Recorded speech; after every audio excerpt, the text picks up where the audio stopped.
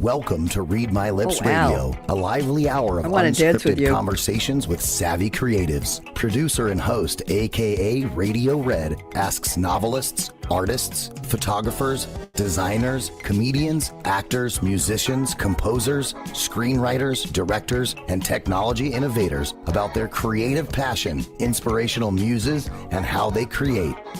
Ooh, how those lips can talk. Now, here's akaRadioRed. Thank you to the voice who gets me on the air every week. I'm akaRadioRed. I have a lot of other names, but that's who I am right now. It's Monday. Where in the world else would I be except here with, I have a packed house of really interesting creative people. And those of you who are regular viewers, listeners, well, welcome, but you all know that about 99.9% of my guests come from the National Publicity Summit. And I have two returning guests here today, Natalie and Evelyn Kelly. Wave hello. And I have two brand new guests. We have Joe Alagna, rhymes with lasagna. I'm rehearsing it well. And Al Parinello. Welcome to all of you. So before I do, I have very special introductions for all of you, but I want to give you some very important information. May the 4th be with you. You've all heard of Star Wars. May the 4th be with you. It's the 4th of May. It's the 115th day of May in the 2026 Gregorian calendar. I don't know if anybody knows, but Julian did the calendar before Gregorian, and those of us in early October birthdays didn't get a birthday. But Joe, I wasn't around then, so it really didn't matter. And along came Gregorian, and he said to his mother, I know in hundreds of years, somebody named Radio Red is going to be on this wireless technology, and she's going to compliment me for inventing the Gregorian calendar, which has a leap year every 4th year, puts one day added, and then the October babies got their birthdays back. Joe, are you impressed? So Gregorian? I'm impressed. I knew you would be, yes. And Say it again? I'm also an October baby. When? October what? 17th. I'm the 7th. We'll have to get together. 10 days beat, that's just nothing. Even a few years, a couple of years. And it's the 239 days remaining in the year. It's the 18th Monday, and nobody cares about that except me. Is anybody here a Taurus? Joe or Al? Al, when are you born? April 26, 1949. Oh, my goodness gracious. Well, we didn't need the whole year, but darling, you're looking damn good. Okay. I don't usually say damn on the show. And Natalie looks like I have to be very careful with my language here. Okay. Anybody else a Taurus? Anybody know? Okay. All right. So let me go to my regular openings here. And I just want to welcome all of you. When I call your name, just wave, and I have a special gift for each of you. So tune in. Welcome to the Creativity Show, where inspiration shines bright. Radio Red on her Scarlett Mic is streaming live. Yeah, that's right. Today, the winding roads of creativity. Kelly ladies, this is in honor of you. Take center stage today, where inspiration and resilience meet in an imaginative way. Big Al Parinello, wave hello. Evelyn Kelly, wave hello. Joe Alagna, wave hello. Natalie Cantley are all on the scene. Fascinating creatives, no pressure kids, sharing their journeys so keen. At our round table, hear what sparks, shapes, and defines their passion and their vision as creative joy aligns. Now, here's my gift to each of you. Al, you're first. Raised in a fractured household where TV lit the night, Big Al rolled his Admiral TV close when the world was out of sight. While classmates dreamed of freedom at the final school bell sound, Steve Allen's late-night TV laughter became the classroom that Al found. Years later, fate came full circle in a most unlikely way. Steve Allen became his friend as showbiz lit up the day. By daylight, Al wrote commercials and taught college classes too, but radio called louder, Al, Al, with a bigger path in view. From WMCA to WJSE Radio, where Howard Stern took flight, Al helped shape broadcasting with his bold and visionary sight. From Andy Kaufman to Broadway Dreams, where miracles still gleam, Al writes and teaches others how to accomplish their own impossible dream. Al, I hope you enjoyed that. Hold on.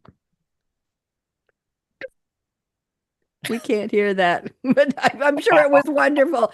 Thank you very much. And now it's Evelyn's turn. Evelyn Kelly, born in Knoxville, Tennessee in 1934's bright glow. Young Evelyn said, go, go, bye-bye, already eager to go. A proud information junkie who loved encyclopedias best, she ignored those Nancy Drew mysteries as learning won the quest.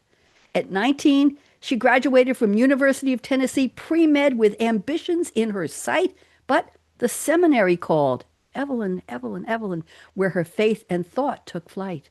From biology to history, math, and English too, Evelyn mastered many fields in all she chose to do. With teaching, science writing, and 22 books to her name, her world curiosity and wisdom steadily blossomed into fame. Now, 88 countries she's visited with daughter Natalie by her side. As we can see, Evelyn aims for 100 by her 100, with joyful wonder as her guide. Evelyn, welcome back. I hope you enjoyed that. That was magnificent. Thank you so much. You're welcome. And now it's Joe's turn, one of our newcomers from Cicero, Illinois, where working class values stood tall. Joe learned grit and discipline from family through it all. His Sicilian mom stitched coats while preaching work for yourself each day, while his Army sergeant father taught resilience in his own playful way. At Mary Queen of Heaven School, shy Joe stayed quiet inside, yet determination and curiosity were always there as his guide. Selling newspapers on Chicago corners before the break of dawn, he discovered early that persistence helps you carry on. A mentor named John Kalfa then changed the course ahead, teaching business discipline and confidence for Joe to embed. From cookware door to cell phones breaking through, Joe built the world's first cellular website.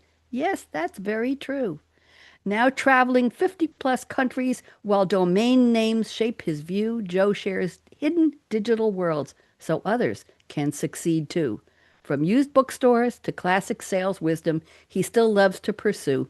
A lifelong learner and entrepreneur with insight, tried and true. Joe, I hope you enjoyed that. I have chills, and I'm not kidding. That's very awesome. I'm glad. And now it's Natalie's turn. Raised in Florida, where curiosity filled the world and the air, Natalie learned that stories and adventure could lead her anywhere. From journaling and history to cultures far away, she saw the world as classroom walls that stretched far beyond each day. Communication, public service, and leadership soon aligned, with compassion and with determination guiding Natalie's heart and her mind. In Florida's legislature, where few women held that space, Natalie rose with confidence, intelligence, beauty, and authentic grace. Then travel with her mother Evelyn transformed what life could be through 50 states, 7 continents, and countries nearing 90. Their best-selling books now celebrate discoveries, inspiration true, inviting others to embrace the world through their fresh and grateful view. Welcome, Natalie. I hope you enjoyed that. I loved that. Thank you so much. You're welcome. And I'm going to finish this out with, so gather round where the cool vibes and the cool kids sway. We're all swaying as we dive deep into creativity today.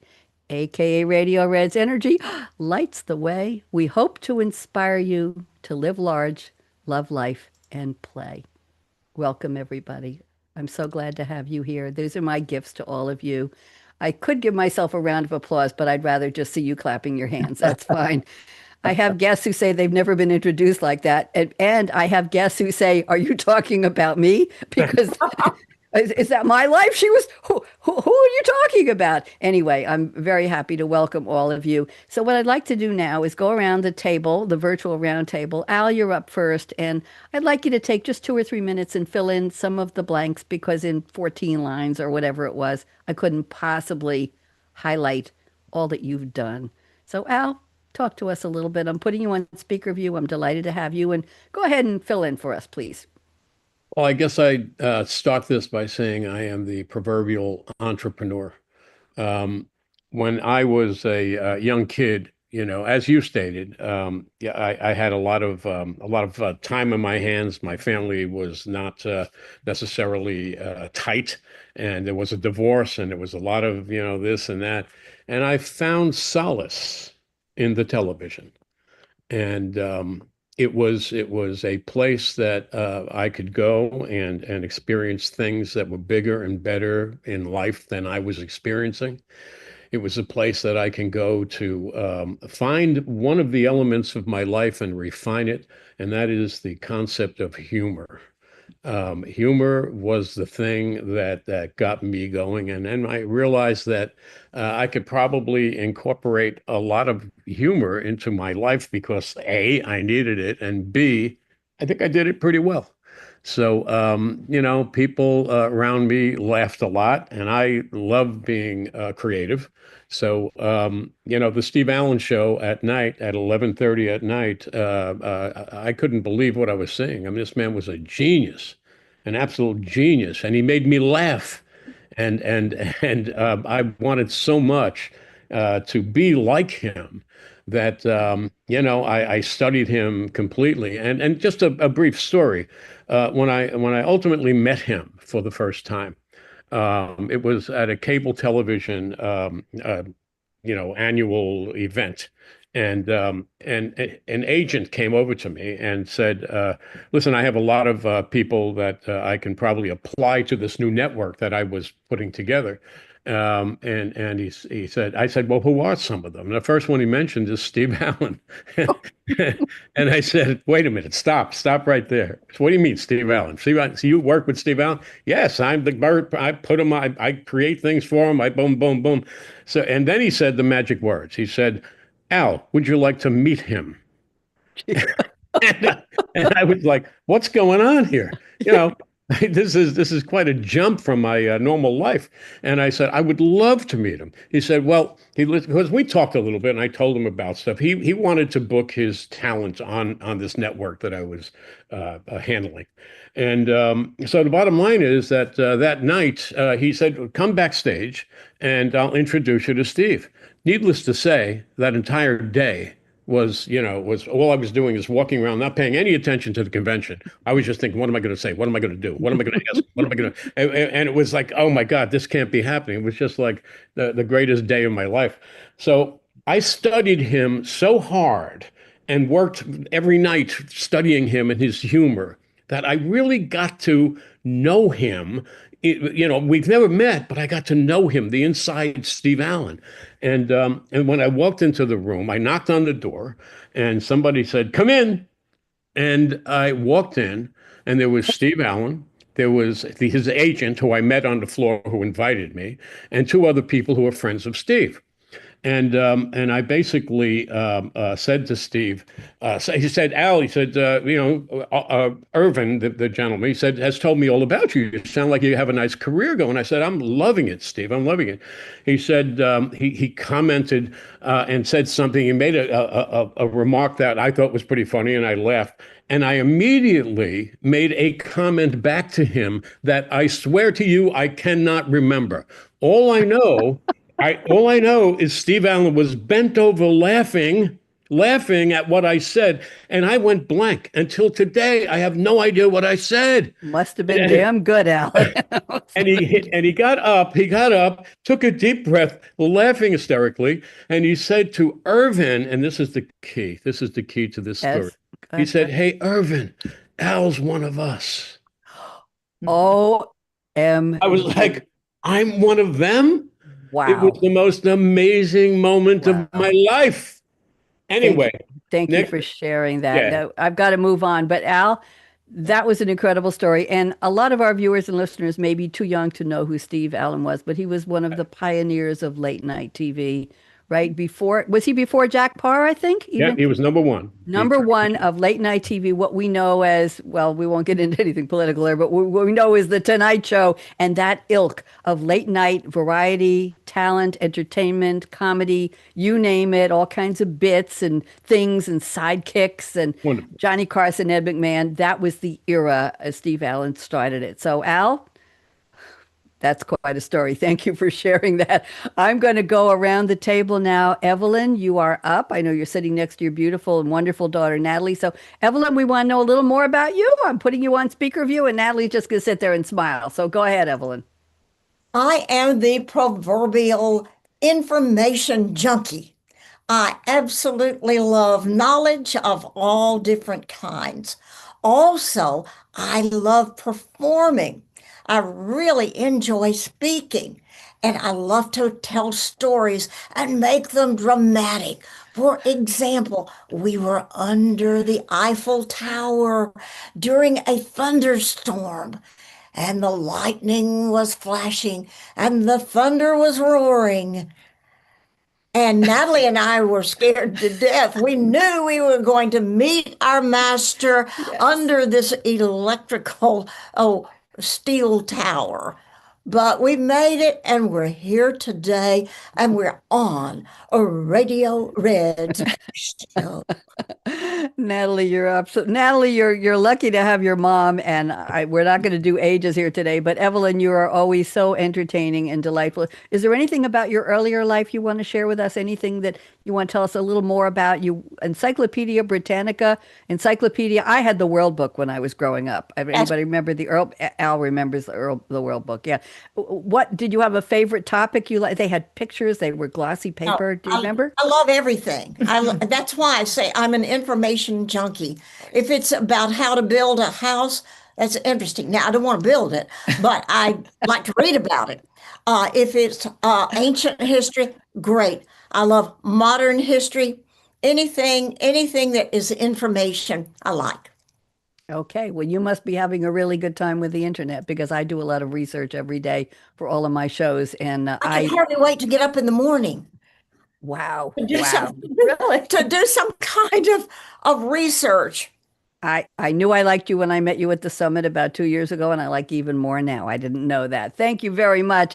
Joe Alagna, who rhymes with lasagna. You're never going to forgive me for that. Joe, you're brand new. I met you at the summit with all these other wonderful people. I'm putting you on speaker view. Why don't you tell us a little more about yourself, please? Welcome, Joe. Thank you for having me. And by the way, the story about Alagna, my first 20 years of my life, I pronounced that Alagna. And that was what I thought her name was, until I was at a wedding, and when my Uncle Dan sat me down and said, Joey, you know that our name is actually really pronounced Alagna. And I'm like, that sounds great, like lasagna.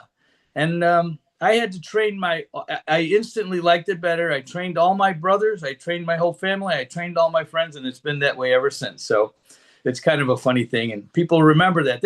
Somebody I met 20 years ago might say, wait, I met a guy that worked at that company. I don't know who he was, but I remember his name rhymed with Alagna. So it's kind of a good. So tell me a little more about yourself, please. I don't have a fantastic story like Al or like Evelyn, but I have to say, two movies came to my mind listening to them. Al, he talked about meeting a very famous person. Have you seen the movie The Fabelmans? Oh, yes. I've heard of it, but I haven't seen it. What does this have to do with you? Go ahead. Oh, come on. I just have to share this. There was a scene in there where he meets John Ford, the famous director. And Al's story reminded me of it, and it was just very cool. Talking about myself, look, I think I had a very average upbringing. I had great mom and dad. Both we were Sicilian. We grew up in a little town, a very poor town. It was kind of a rough place to grow up. But I do feel very thankful that I was able to get out of there. You mentioned in your poem my mentor, Mr. Kelfa. He was a mentor. He took me out of a world of just hanging around with a bunch of goofballs and bars and such, to realizing that there's a bigger world out there, that I could make money, that I could make a living, that I could meet more girls. And all that we were doing was selling cookware. And our primary market was single working girls. And I actually met my wife, she'll be mad if she watches this, on a street corner, because we had a system where we called it a free card, and you would walk, if you saw a girl and you didn't walk up to that girl and say, hey, did you ever get a card like this? And we gave a little trip away to the Bahamas every year, and that card was how we met hundreds of girls every year. And we would just ask them that and get their address and phone number. And that's really how I met my wife. I met her on a street corner doing just that. I went to her house. She bought cookware from me. And I subsequently went on to marry her, and I've been married to her now for 47 years. And I have two younger brothers that are recruited into the cookware business, and both of them met their wives that way too.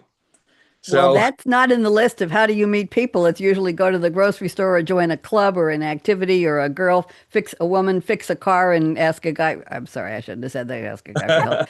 Anyway, no, I didn't say that at all. Interesting. So I want to know, Joe, do you still have the same cookware that you sold her? we absolutely do. It was great stuff. I did my product, and I'm sorry. I had to ask. Very cool. Same wife, same cookware. This same is wife, good. same.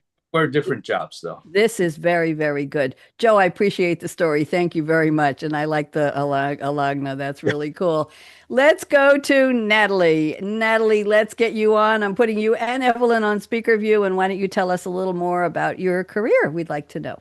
Okay, well, let me just start out with when I was young. All I wanted to do was be a Miami Dolphin quarterback. That's all I wanted. But Dan Marino was a little bit better than me, so he beat me out of it. But I went to a university. Actually, the funny thing about when I was at the university, I was in two Bon Jovi videos. So how about that, Al?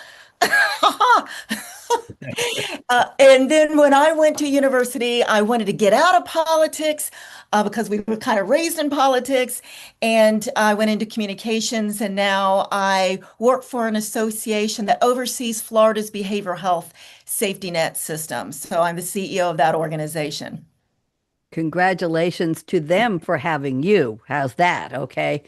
Sounds like a very, very big job. Thank you so much, Natalie. Always delightful to have. And for everybody's knowledge, Evelyn and Natalie were on the show about a year ago, and they came back to the summit. And I said, "You again?" And they said, "Yeah, we want to come back. We got a new book." So here you are, and I'm delighted to have both of you. So let's go to the part of the show where I've asked each of you to please send me a quote from a fictional movie or TV show, fictional character or a song lyric, and you're going to unpack it. I'm going to read the quote with a little background. Evelyn, I love my research and I love to find the trivia on all of these quotes. I spend a lot of time doing that.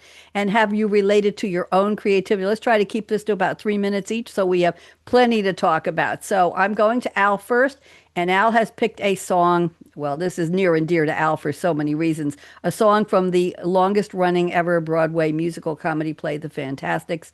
And the song is, I'll read the line. And by the way, original off-Broadway production ran 42 years and had 17,162 performances, the world's longest running musical. It was revived off of Broadway from 2006 to 2017. As of 2010, the original investors had earned 240 times their original investment.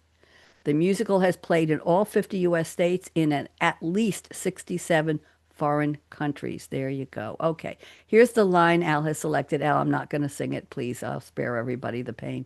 Try to remember the kind of September when life was slow and oh so mellow.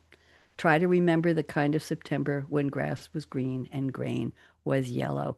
Al, relate this to your own creativity, please. Take about 2 to 3 minutes and tell us more. Well, my father and mother were divorced, and my father married a school teacher, and she decided that she wants to have an interesting wedding. So what she did was she bought out the small theater that the Fantastics played in. And everybody, instead of going to, well, we went to a restaurant and then we went to see a performance of the Fantastics. And it changed my life. It changed my life. And I have, I went years and years and years looking for a wife, as we all do. And every one of them I took to the Fantastics first. And when they reacted, I said, hey, it's potential. When they didn't react, I said, done, finished. We're not going anywhere together. So I finally found the wife of my life. And she held my hand throughout the poignant parts of the thing. And we discussed it all the way home, and we still discuss it. And that's 52 years later. So it's just part of our lives, and it's so important to us, both of us, that that this thing stays alive. When the original closed, I opened it again, and I did I produced the Fantastics off Broadway for another 4 years, and I'm very proud of that. That's a beautiful story, Al. Beautiful story. And I was going to quip, Al and his wife have the Fantastics, and Joe and his wife have their cookware. I'm sorry. I had to. Somebody had to say it. Thank you, Al. That is, I had no idea, and I knew that you had produced the Fantastics, but I didn't know it was a very personal story. So thank you so much for that. Evelyn, you're up next, and Evelyn has a song also. The song is, I'll get to it in a second, a 1940 American country standard song popularized by Jimmy Davis, Jimmie, and likely, they aren't sure, written by Paul Rice or Oliver Hood. It's often a nursery rhyme. The original lyrics are a somber plea about lost love and heartbreak. It is, however, a Louisiana state song, and it's been covered over 350 times. My goodness gracious. The original recording was the Pine Ridge Boys in 1939, and then the Rice Brothers Gang. Oh my goodness gracious, if you can believe this. Here is the line, the title, 4 words, "You Are My Sunshine." Evelyn, tell us how that relates to your creativity, please. Go ahead. My husband loved work. He loved digging. He loved clearing. And we moved out to an area that was very rural and very, very overgrown with weeds and trees and so forth. And he was cleaning this all the time.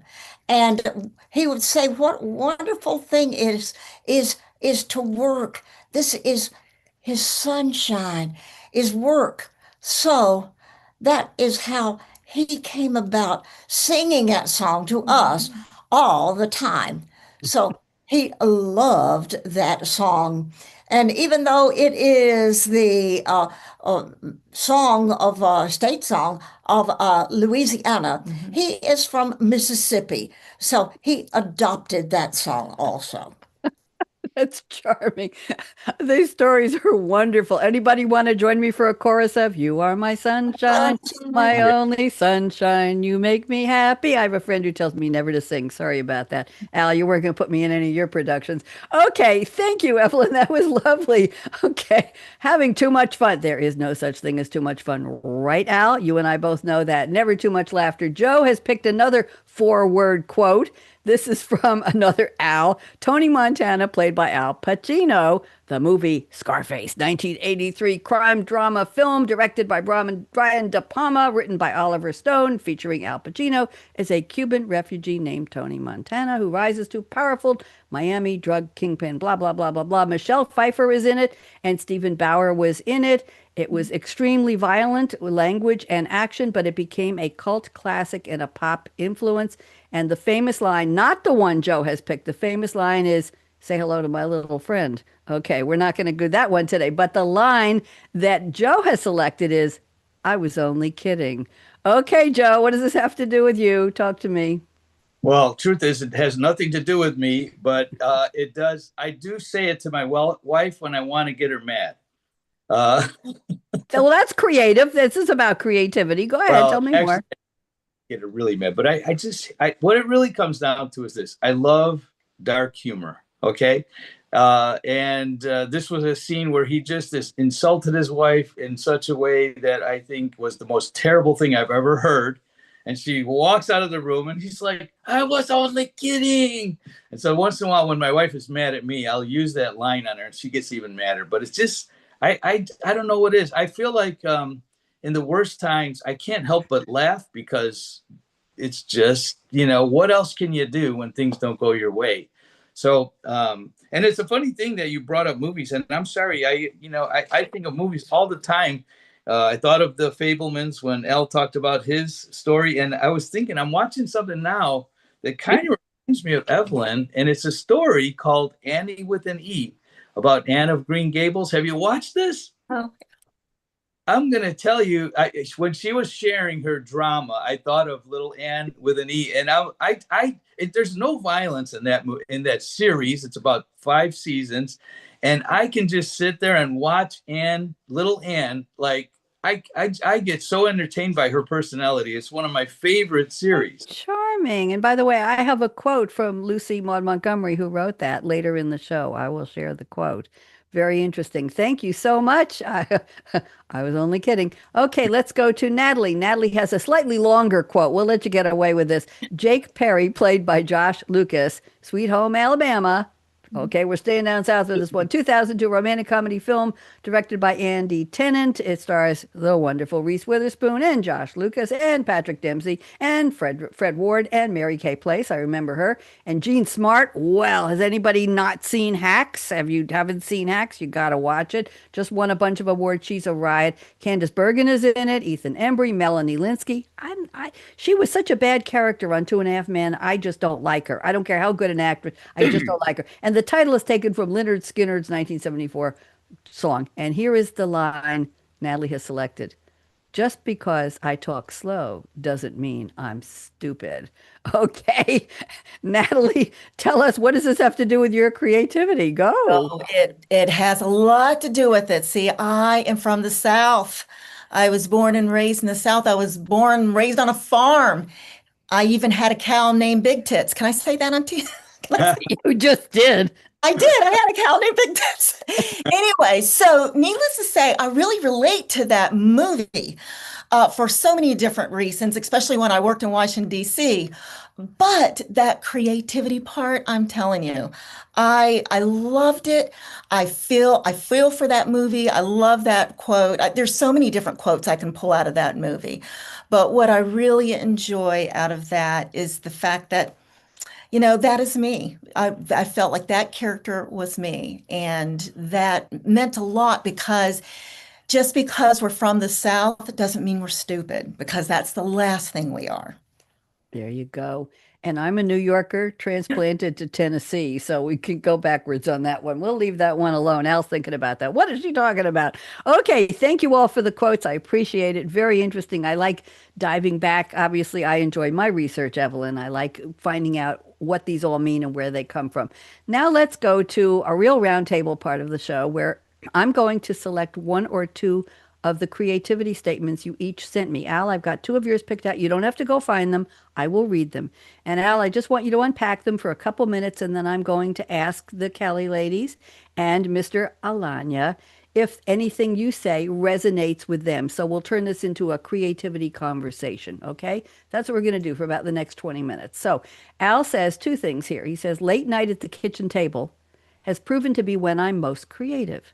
And Al also says, walking the beach has given me amazing thoughts that I later use. I'm going to add one more. Everyone I meet leaves me with thoughts that I ponder. That's a lot of territory. Al, tell us a little bit about which of those three mean the most, or is it all part of the whole ball of creativity for you? And tell us the name of your book, please. Yes, the name of the book is How to. Hey, what is the name of my book? I know that's a terrible thing to do. It's basically based on. Let me go backwards here. It's based on the fact that I've really chosen my career to be very different than most careers. I hone in on a project and then fall in love with it and then make it happen. And after I do that, people come up to me and say, "How did you do that?" And the answer is never easy, because I don't want to say, "Oh, I'm a genius." The point is that the thinking process is a process that needs to be understood. You can't think while you're riding on a train, a commuting train with 1,000 people bumping into you. I need solace. I need silence. Beaches are my choice. I can take an hour and a half walk on a beach and come back with, I need a pad. I just need to start writing down things that occurred to me in this walk. Late night, when everyone is, sleeping and tired and so on and so forth, and the house is quiet, I sit at a table and I create, and I just create and create, and then I read what I created the next day, and I pat myself on the back and I said, "Thank you for taking the time to figure all this out." That is a lot to unpack, Al. You've touched so many, I'm going to reuse the word touchstones of creativity. And we often talk about courage, being creative, and curiosity and confidence and collaboration, all kinds of words. I like alliteration, obviously. Joe, Natalie, Evelyn, anybody identify with walking on the beach and letting those thoughts percolate and then putting them down somewhere, I'll or late night? Al, Joe, go ahead, please. There's something about water that causes creativity. I don't know why. It might not be a beach, but I'll tell you where my ideas often come to me: when I'm taking a shower. It's like I've had to rush out of the shower to go write things down because for whatever reason, that's a time when things become clear to me. And I just like, oh, I better write this before I get it jumbled up again. I think a lot of people do that. We're going to talk about that as we go on. And thank you. That's what I'm looking for. Natalie, Evelyn, late night, beaches, where do you get your ideas? My ideas come when I am in bed tossing and turning and I can't sleep. And I said, I've got to do something that is creative, and the ideas come. And sometimes I will get up and write them down. Generally, I don't, and I forget them, and I'll have to really struggle to find them the next morning. Interesting. Natalie, thoughts? I'm kind of just the opposite of Al. I really get creative when I'm sitting in a coffee shop. That's the reason why I can go to Starbucks and just really get things done and think about things. I'm okay with a lot of noise. I have to have the television on. I have to have this on, that on, because that way I really just focus in my little world, even though everything else is around me. Interesting. While you're all speaking, I'm trying to think of my creativity. I think it just bubbles up at odd times. I think it's always, I don't like the word, but I'm going to use it, percolating. I think there's always something going on. And the outro music I'm going to play today is from my new show. I'm doing a 5-day a week, every weekday morning for 4.5 minutes. I have a new show called Say What? Good News with my other name, Bonnie D. And I created the music, I created the graphic, and I find Evelyn, I research on the weekends 20 or 30 stories of interesting good news stuff. No politics, no doom and gloom. And then I put them into each day of the week, and I put them in a PowerPoint, and I show them on the screen.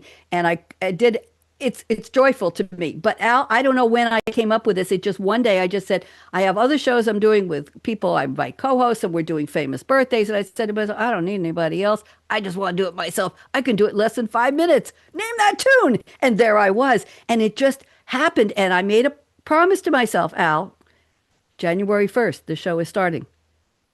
And I have not missed a weekday since then. I think I'm up to 55 shows already every morning. And it brings me joy. And I do pat myself in the back because I watch it when it's done and I say, hey, that was funny. That was really good. So I enjoy. So I don't know when this, to me, it's always, there's always something going on, what I want to do next. So before I take over here, let's go to Evelyn. I have 2 comments from you in your creativity statements. And you say, I write from my office looking out on the woods. And then you say, I write from an outline including research that I try to add new touches. So Evelyn, talk to us a little bit about that outline. That's about the process of writing. Evelyn, tell me. Sometimes the outline is just, it's not written down, it's in my mind. And I like to put things together. For example, we were just down this morning at Sunken Gardens in St. Petersburg, and we passed by the story of how this Sunken Gardens, which is over 100 years old, came about. And it said love story. And I said to Natalie, that is wonderful because it put everything together as to what happened and why this Sunken Garden came about is because of this man and woman who fell in love with each other. And I said, now in our next book, we are going to have this story. So is that creative? Everything you say and do is creative, my dear. You know that already. Al, Joe, Natalie, will have you last because you know your mom. But anything you want to say about that, Al or Joe? Anything resonate with you? I want to say that I actually, Anita and I, my wife and I, actually visited Sunken Garden. And what they had there is birds in cages. And I decided to try something interesting. And I took my harmonica out and I began playing songs, and the birds started dancing. And it made me so happy Oh because my what God. happened is people started gathering around, and I'd finish a song and they'd say, play another one, because they want to see the birds go nuts. And they were just loving it. And I just had a wonderful time knowing that I can communicate with a whole species I've never married. Al, when we were there this morning, we saw a parrot, and Right. I said, "Well, if I sing the Hallelujah chorus, will it Oh, sing it back to me?" So I did. we've got It, a Broadway show opening here. It flew away. Too. Now you all know why I like roundtables, because we float so many ideas, and I love the interview. Joe, you're silent. What do you think? Have you ever married a sparrow or something like that? No, I have to say that's a unique episode. That's not happened to me. I've never played for birds or anything. But I do. One thing that Evelyn said is it did ring true to me, and that is, as I wander around every day, I see things that I want to remember, write about, and share. And so, most of those ideas don't actually get written down. I probably should, try to figure out how to incorporate them. But ideas just come to me every day, just as I'm walking around and doing things that I think are like fun or interesting and that I want to share with other people. Okay, I usually save the following comments for the end of the show, but since you've all brought it up, I have to. You may remember this, Natalie, from last time you were on. Rock star James, who was his name? James Byrne, Talking Head frontman. James Byrne, was it David Byrne? Who was the head of Talking Heads? I have James Byrne here. You know what? It was changed when I edited somebody's name in a show. It's David Byrne. Okay, David Byrne said he was a guest on a podcast, Stephen Johnson's How Ideas Happen. Listen up, everybody. He says, sometimes I have just the title of a song that comes to me and I write it down and I go to myself, expand on that. I think there's something there. And I have in my computer a whole lot of ideas that may have a melody, a nonsense word, a waiting words, a melody. But I need something to start with. It's hard to start from nothing. I accumulate these very little beginnings. When I come back, I've got something to build on. And here's the comment, the final comment. Our minds fizz with fragments of ideas, puzzles to ponder, clues on how to fix a problem. Most of us undervalue that chatter, but writers and artists systematically capture those little beginnings. Okay? There you go. I was saving that. I'm sorry about the name, because sometimes I do a global name change in a document for the next week's guest, and I must have had a James and a David mixed up. Okay, let's go on now. I am ready to go to Joe. So some of your creativity statements here. So you say, this is interesting. You say, I have the most energy to create. This is about what we were talking about before. I have the most energy to create at the extreme parts of the day, either early in the morning or late at night. No one bothers me then. And I think Al said something similar. And then you say, I simply write. I have so many ideas. I'll never finish them all. There's a desire in me that I don't really understand. I want you to explore that a little bit for us, Joe, and then we'll see if everybody gets that. Go ahead. Well, there's a couple of parts. And by the way, yeah, Al, I do love, I think when we get into a zone, we need to take advantage of it. I was speaking to a girl at the conference I'm at today, and she says, "Oh, I stay up till 3 o'clock in the morning when I'm doing something." And you know what? I can tell you, I've done that countless times in my life, where I started working on something that maybe I've been struggling with for a long time, and I start getting into it at 8 or 9 at night, and all of a sudden I'm saying, "Okay, you've got to go to bed. You can't stay up all night like you used to." And I will go to bed thrilled because I've got so much done. Because, as Elle said, nobody's bothering me. I'm just there, and there is something to solace. There's no doubt about it. Just having that time to yourself, your phone's not ringing, and you are in a zone. You do get in a zone. And I have a son who's a computer programmer, and I used to always tell my wife, don't bother Anthony while he's doing his work, because you have to remember code that, well, it's different now with AI, but in those days, if you were writing code, you had something way over here that, on this side, you had to remember how you wrote that, and you had to put them together. And I think stories are like that too. Now, you said, I wrote to you that I just have to write. It's true, because I've come to the conclusion that all the great ideas that come to us, if we don't write them down, they're just lost forever. And I feel like that's the only chance. This is the only chance we have to really be remembered. I didn't tell you, by the way, my book, if I can just mention it, the book I Yes. just, before this event was How to Get Your Own Top Level Domain. It's a book that was written, an instructional book, and it's a limited opportunity that is going on now. I didn't write it to make money. I wrote it because I felt like this is going on. Nobody knows about it, and I want to share it. And that's literally the whole reason I wrote it. And I didn't get it. I remember I told my boss, hey, I'm going to go on vacation in January to write this book. And I went to Chicago and I wrote hardly anything. I was there in Chicago visiting family. I could get nothing done. It wasn't until probably 4 or 5 months later, I was coming up to like, okay, this book is due or nothing. I either have to do it. And I was at a conference in Hong Kong. And I told my employees, I said, you know what, I know I'm here to do this conference, but I'm going to be in my hotel room for most of the time because I have to finish this. And truthfully, the book was written in my hotel room by myself with the permission of my boss and the permission of my colleagues and coworkers. I said, if I don't do it now, it's not going to happen. It really got done during that time. I love it. I've heard similar things from other guests on the show. Somebody wrote a book when they were on an airplane, believe it or not. It just flowed. And that's another word for that is the flow state, when everything is just, you're in the zone. I want to read the quote. Somebody mentioned Anne of Green Gables. I want to read this quote. Lucy Maud Montgomery, Canadian author, wrote the book in 1908. Chapter 19 is called A Concert, a Catastrophe, and a Confession. And here's the line. Ready? Something just flashes into your mind, so exciting, and you must out with it. If you stop to think it over, you will spoil it all. And I thought, I keep that in my notes because it applies to so much that we talk about with my guests. Thank you very much. Anybody want to say anything briefly? I want to make sure we get Natalie's thoughts in here. Al or Evelyn, anybody want to say anything about what Joe just said? We good?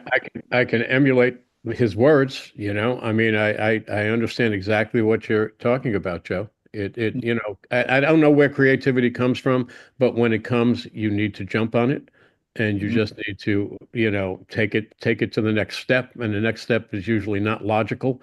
Then you take it to the next step and the next step until it becomes logical, and until you can actually say to yourself, somebody else will actually get something out of this. And then it's worthy. Then it's worthy. Very, very nice. And I have a comment for Joe. Joe, I'm an early woman in tech. I was a programmer analyst back in the day. I was key punching 2,000 lines of COBOL code, writing it on the weekend, key punching it Monday morning, and having it up in production by 1 o'clock on Monday afternoon. I was coding in COBOL. People say Cobalt? No, that's a metal. COBOL on a Xerox Sigma 6 CP5. I have 2 degrees in computer programming and operations, and I remember, anybody remember the cake carriers? You'd bring a cake on an airplane to bring to your family, or you put it in the car with the handle. That's what a disc pack looked like. And you'd go on a step stool, and you'd push a button, and the drawer would open, and you'd put this thing in, and then you would push the button and close it, and the operator would read the data on the disc pack. Now we have thumb drives that are this big with millions of gigs of bytes on it.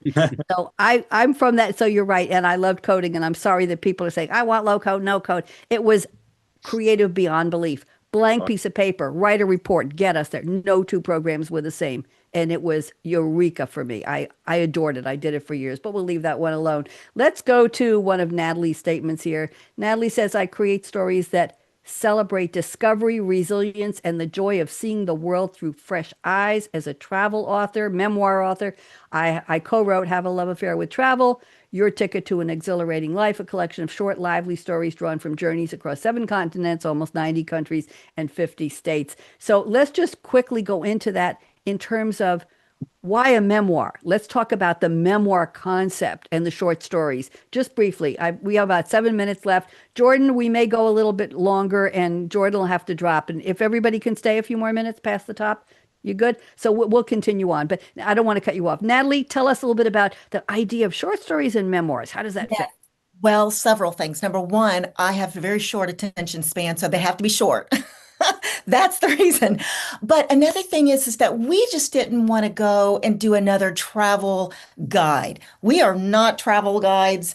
And, that's for the Rick Steves of the world and people like that. No, we want to tell the stories and we want to be able to describe it so that they don't even have to see it, but they can see it in their mind. That's what we do. And that's the reason why we chose the memoirs that way, to be able to describe the stories and what we have gone through.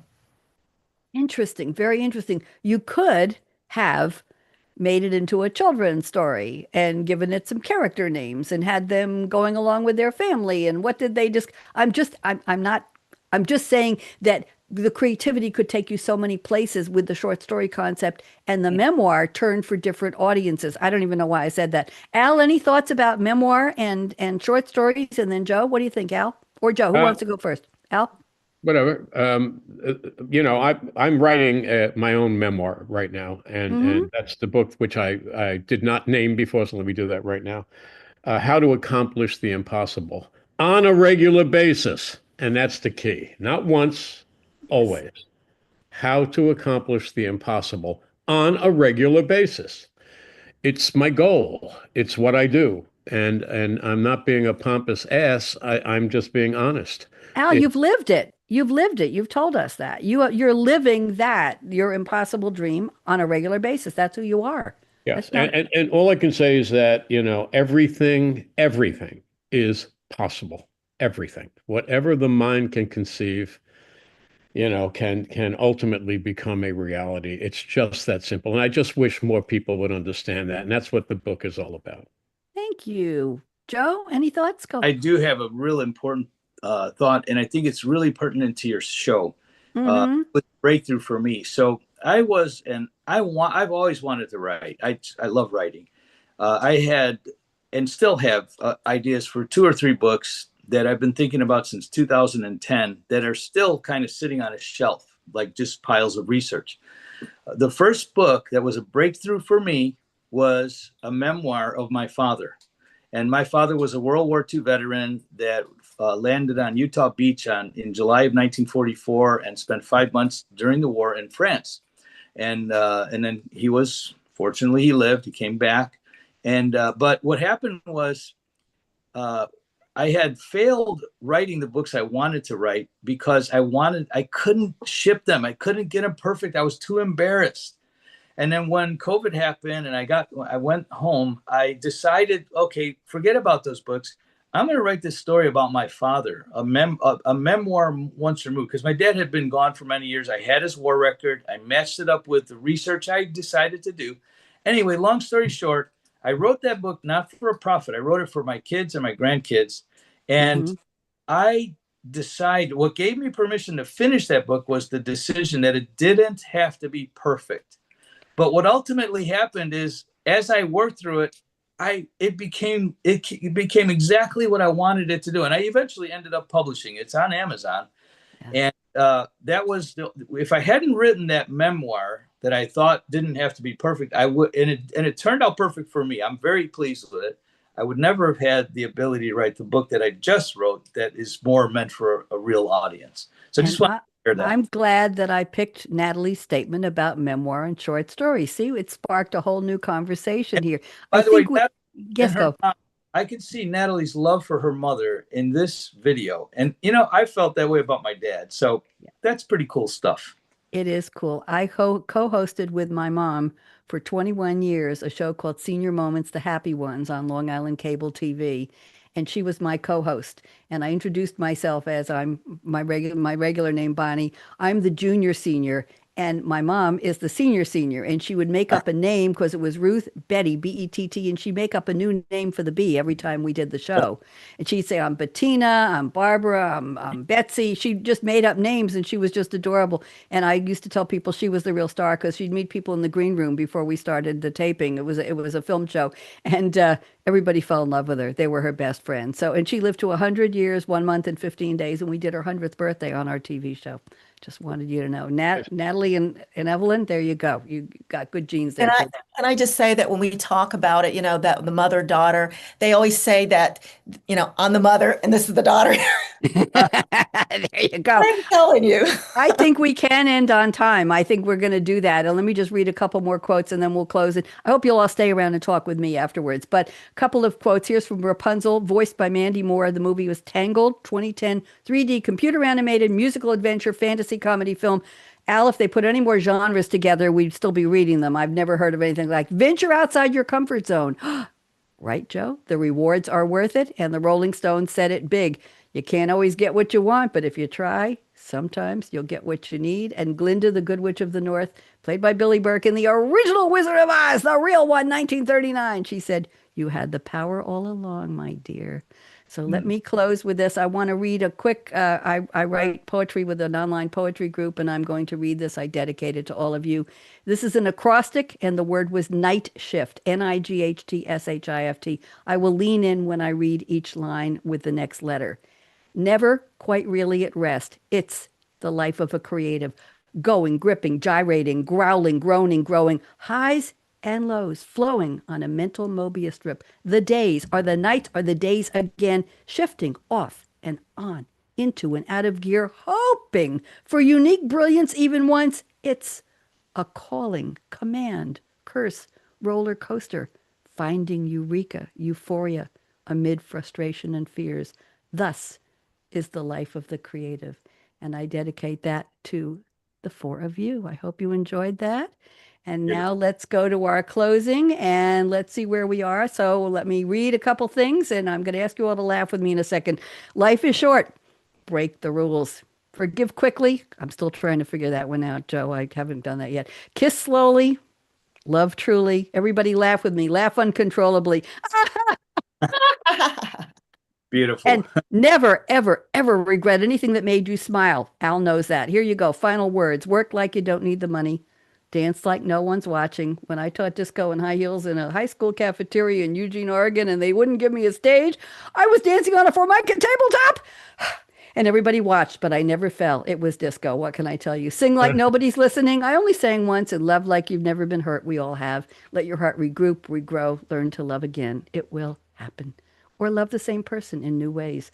Money talks, chocolate sings, la. See, I sang. And last but not least, I stole this line from somebody else. Thank you for turning me on. Let's go out with our music from my new show. Hold on here if I can find it. Here we go. Say what? Okay, dance with me.